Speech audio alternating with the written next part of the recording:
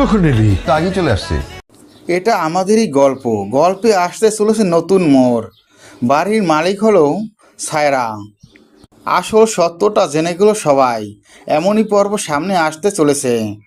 তো বন্ধুরা, চলুন তাহলে এই পর্বটি সম্বন্ধে আমরা জেনে নেই। ইতিমধ্যে আমরা দেখেছি বাড়ি ছেড়েছে আঞ্জুমানারা পরিবার। তারা বাড়ি ছেড়ে গ্রামের বাড়িতে যাওয়ার সিদ্ধান্ত নেয়। ফাহাদের বাবা বলে বাকিটা জীবন গ্রামেই কাটাতে চাই, আর এই শহরে আসবো না। যে শহরে ফাহাদ থাকবে এ শহরে আর কখনোই আসবো না।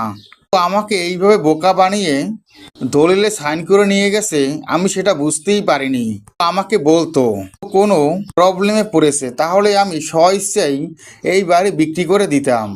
ও কেমন করে আমার সাথে এরকমটা করলো আমি বুঝতেই পারছি না। এই কথা বলে বাড়ির সবাই বাড়ি থেকে বেরিয়ে আসে। অনেক কষ্ট পায় বাড়ি থেকে বেরিয়ে। এরপরই দেখা যায় সবাই মিলে গাড়িতে ওঠে গ্রামের বাড়িতে যাওয়ার উদ্দেশ্যে। অন্যদিকে দেখা যায় এই বিষয়টি জানতে পারে স্বামীর। স্বামীর বিষয়টি জানতে পেরে তাড়াহুড়ো করে বাড়ি থেকে বেরিয়ে পড়ে। মা বাবা যাওয়ার আগেই গ্রামের বাড়িতে গিয়ে পৌঁছায় স্বামীর। স্বামীরকে দেখে তার বাবা বলে, স্বামীর তুই কখন এলি? তখনই স্বামীর বলে ওঠে, এই তো একটু আগে এলাম। তখনই স্বামীর বাবা স্বামীরকে বলে, আমাদেরকে বলতি, আমরা একসাথে আসতাম। এই কথা বলে স্বামীরের দিকে যেতে লাগে স্বামীরের বাবা। তখনই স্বামীর বলে, বাবা আমি সবটাই জানতে পেরেছি, আমাকে বলার কিছুই নেই।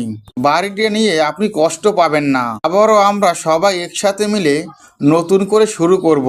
অন্যদিকে দেখা যায় যে ওই বাড়িটি কিনেছে ওই লোকটি সায়রাদের বাড়িতে আসে। সায়রাদের বাড়িতে এসে সায়রাকে দলিলটি বুঝিয়ে দেয়, যেটা দেখি সবার বুঝতে বাকি থাকে না যে ওই বাড়িটি কিনেছে সায়রা। সায়রা ওই লোকটিকে বলে, সবকিছু ঠিকঠাক আছে তো?